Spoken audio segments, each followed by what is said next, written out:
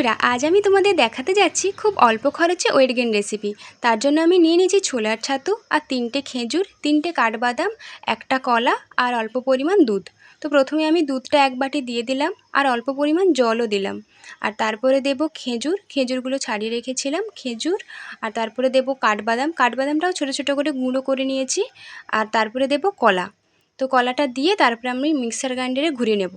আরেকটা কথা বলি, তোমরা যারা যারা মিষ্টি খেতে পছন্দ করো তারা সুগার অ্যাড করতে পারো, কিন্তু আমি মনে করব যে মধুটা দিলেই ভালো হবে। তো মধুটা আমি শেষে দিয়ে খাবো, তাই আমি মধুটা এখন অ্যাড করব না। তো এখন মিক্সার গ্রাইন্ডারে আমি সমস্ত জিনিসগুলো ঢেলে নিয়েছি আর অল্প পরিমাণ জলও দিয়েছি। দিয়ে আমি এটা মিক্সার গ্রাইন্ডারে ঘুরিয়ে নেব।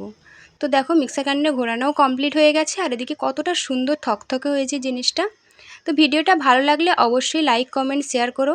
আর অবশ্যই তোমরা এটা খেয়ে উপকার পাবে, আমি এটা বলতে পারি। তো আজকের মতো টাটা।